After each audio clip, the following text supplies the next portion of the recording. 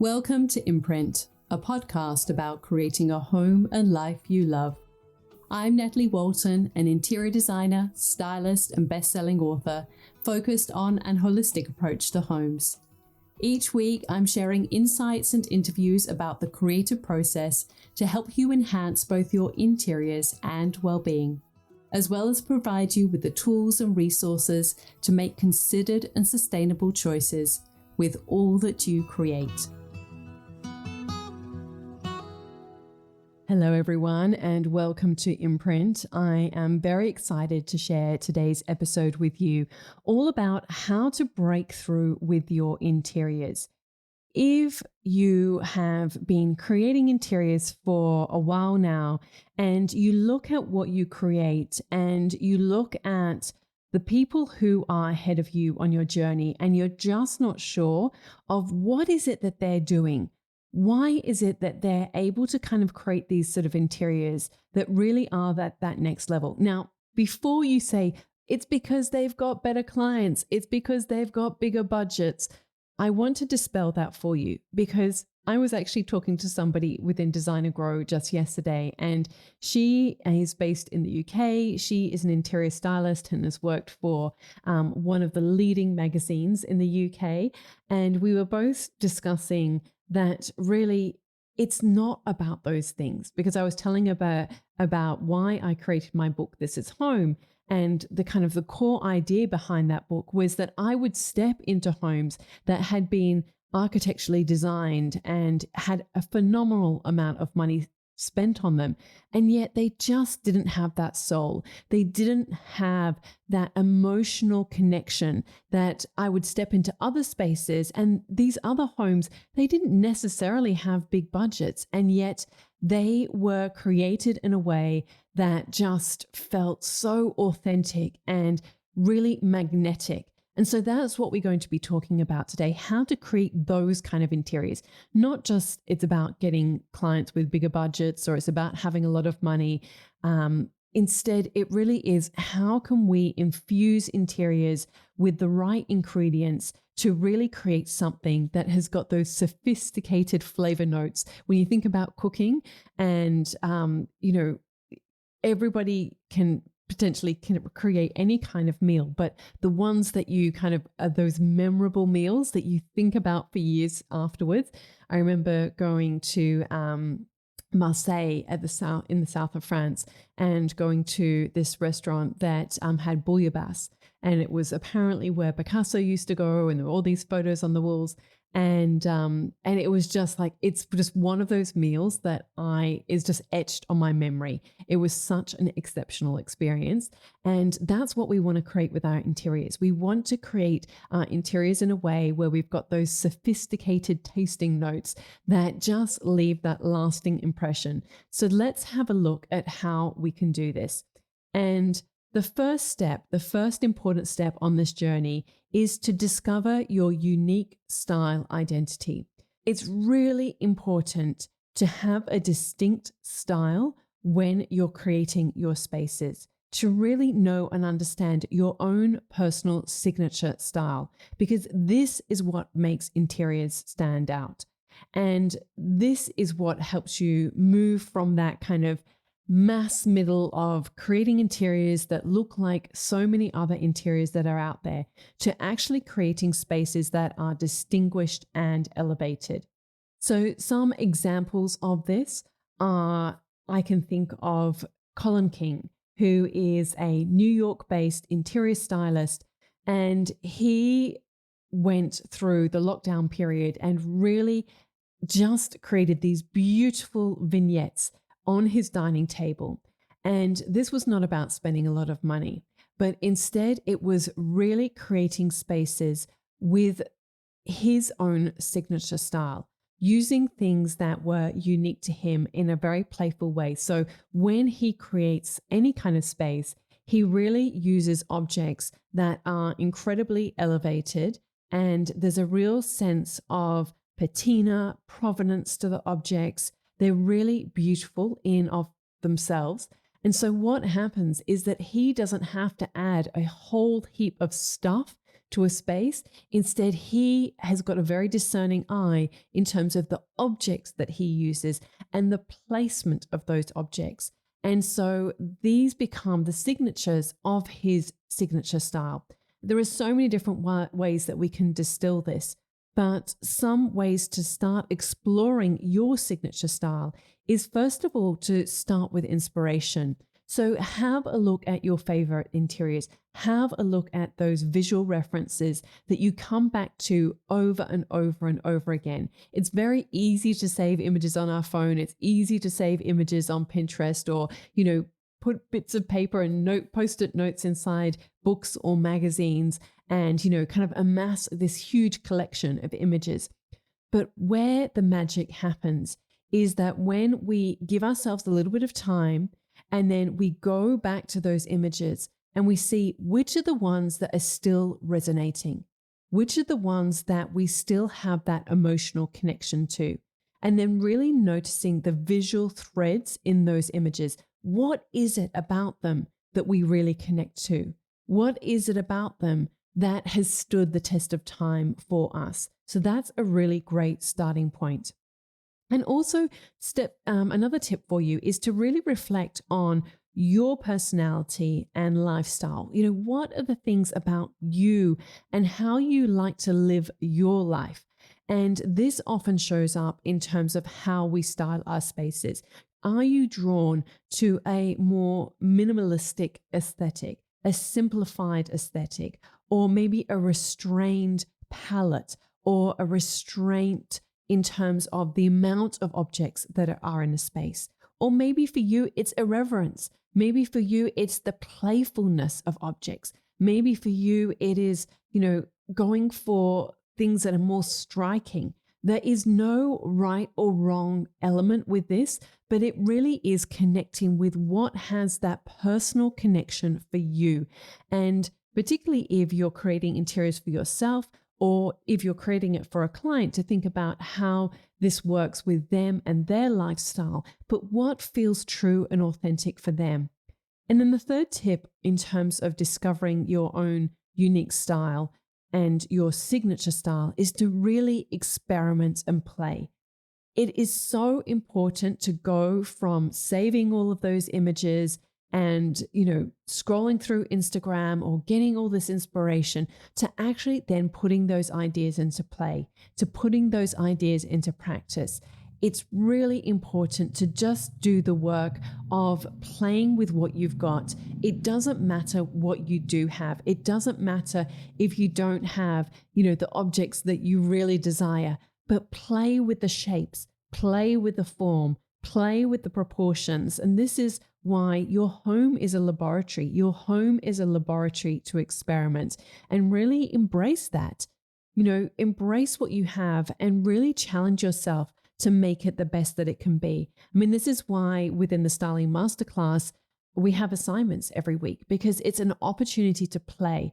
Because we can get very, very theoretical. We can become armchair experts about, I would do it this way, or I think that this place or this space should be done that way. But it's until we actually get out there and start doing it ourselves that we don't understand or really know how different combinations work and how those proportions work together and the forms. Now, just on the point of signature style, if you are curious to get a better understanding of your own personal interior style, if you haven't done it yet, and I've had thousands of people who have, go to do my personal interior style quiz. You can go to nataliewalton.com/style quiz, and we will put the link in the show notes so that you can go and explore that and really get a better understanding of your own personal interior style. So the second step to really break through with your interiors and unlock their potential is to embrace creativity and take risks. It is so easy to play small, but really, if we want to break through, we need to play big. We need to really push ourselves out of our comfort level.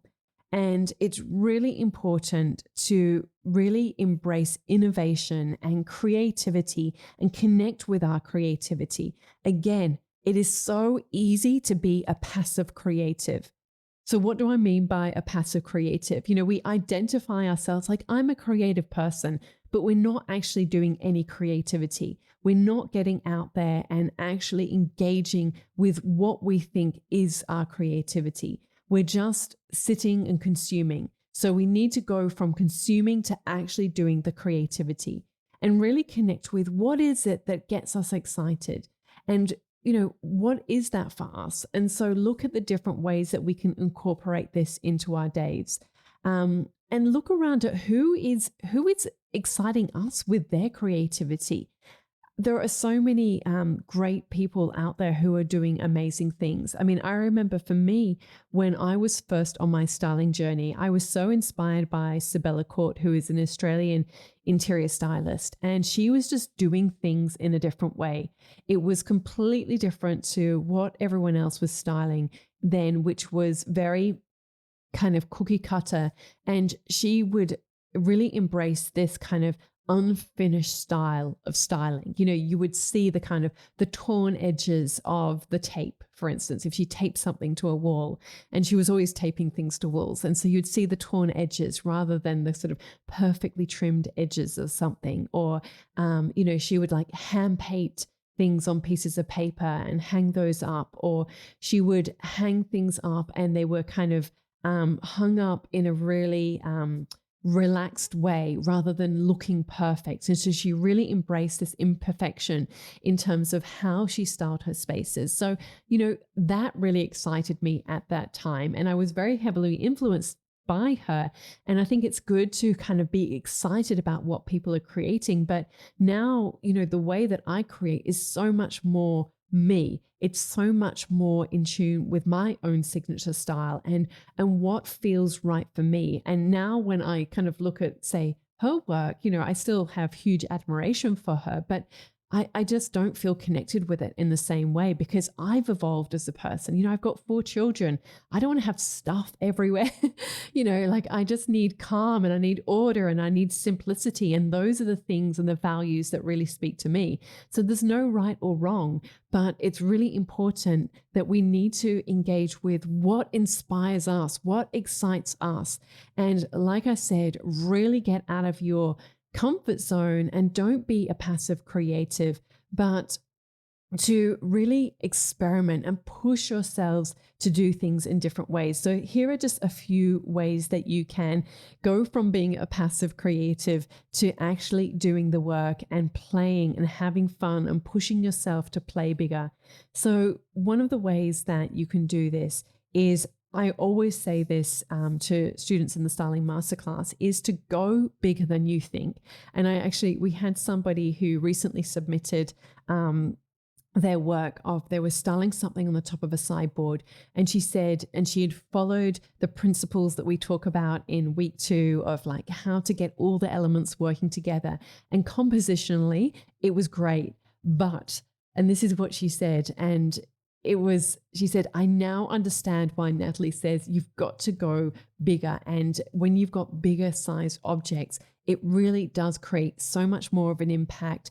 And it really does just take that space to the next level. So this is my encouragement for you when you are styling your spaces, to really go bigger than you think. Go bigger than you think for everything, whether it is the size of your rug, whether it is the size of your foliage or your flowers, whether it is the size of your decorative objects. Just go bigger than you think. And also some other ways to play, play with color, play with texture, play with patterns, play with different combinations. And I always love playing with flowers and branches and fruit and those kind of things that we can all have access to.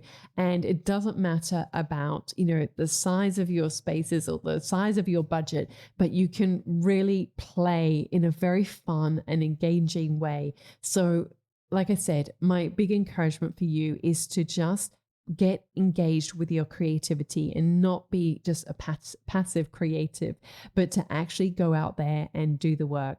And then the third step is to really master the art of storytelling through your interiors. So again, this is something that we kind of go into in a lot of detail, visual storytelling in the program, but to kind of give you some tools that you can start using today, I wanted to share some examples. So first of all, to really understand how storytelling enhances the impact of how we experience interiors. Because what happens is when we use the art of storytelling, we enhance our emotional connection to interiors. This is like one of the key ingredients for those spaces that have soul. We have an emotional connection. It isn't a space that has been everything bought from the one store. It isn't a space that has been like copied and pasted from somebody else's interiors. Instead, we're creating those emotional connection with different objects, with different choices. And we can do that when we connect to place and we connect to senses. It's like if you had a interior or a hotel that was in a tropical location and really enhancing those tropical elements through the fragrances and the sounds and the textures and the materials. It's like where I live. I mean, some things just don't make sense. I see, occasionally people will do interiors and they will go, there was one project that was finished recently here, and it felt like it should be a home in Melbourne, and everything was really dark and everything was really like just black. Pretty much everything was black. Like the kitchen was black and the floors were black tile and everything was hard. And to me, that space has such a disconnect to the location of where it is. And I think you can go moody. I think that, because where I live, it's a very laid back beachside location. And that's not to say that everything has to be nautical stripes, but I think that you can go moody, but it needs to feel in integrity with your location. And so it's really important to kind of create these visual narratives with our interiors. I think a beautiful example of this is, or a great one, I should say, is Kelly Wearstler's Malibu home and also her downtown LA proper project. I'll link to these in the show notes so you can kind of have a visual reference of what I'm talking about here. But with her Malibu home, it's, the colors really reflect the kind of the beachside location, but it's not a typical kind of like beachside home. It's she's really gone big with like her materials and her textures and so many different elements, and it's really playful. So you can do these things. And I love her, say for instance, her downtown LA proper hotel that she designed, which has been copied endlessly all over. I mean, it's just incredible the impact that she has. But some of the murals that she created that really acknowledged the Spanish influence in Los Angeles. And so, there's these elements that are their visual storytelling in your spaces and thinking about how you can integrate them. So it's so important to, really connect with our space and connect with those personal touches and those visual narratives that will really help bring our spaces alive. So as I've said, we've touched on now 3 big ideas. The first one is that if you really want to break through with your interiors, it's so important to discover your unique style identity and really hone in on your signature style and the ways that you can do this through, we talked about looking at inspiration and noticing those visual threads in your projects or different inspiration, and really tapping into your personality and your lifestyle, as well as experimenting and playing with this in different spaces. We talked about embracing creativity and really taking risks with what you do and different ways that you can do this, such as going bigger than you think. And then the importance of visual storytelling and having a narrative in your interiors. And it's so important that when you're doing this in the context of styling, that you have this visual thread throughout all of your spaces so that they're not in isolation, but that this sense of cohesion with your spaces, and it's really considered and it's really well thought out. And these are the things that are really going to help you take your projects to that next level. So I hope that you have found this really helpful and interesting. And so I guess I would really encourage you to do something today if you can, or at least this week, where you go from being passive with how you create to really taking action, to use your home as a laboratory and experiment with some of these ideas that we've been speaking about today. So as always, love to hear from you. If you found this episode helpful, it's episode 184. You can leave me a quick note in the review section of the podcast or send me a DM at Natalie Walton on Instagram. I would love to hear from you. And as always, hope that you have a beautiful week, and I look forward to connecting again with you same time next week. All of the links and info for this episode are at nataliewalton.com/podcast. Don't forget to subscribe so that you can get a direct download of the latest episode. And I really appreciate when you take a minute to rate and review, as well as share the love with someone you know who might benefit from this episode, or on social media. If you'd like to access a range of free resources, come visit my website, nataliewalton.com. Thank you to Jaeger Media for producing this podcast.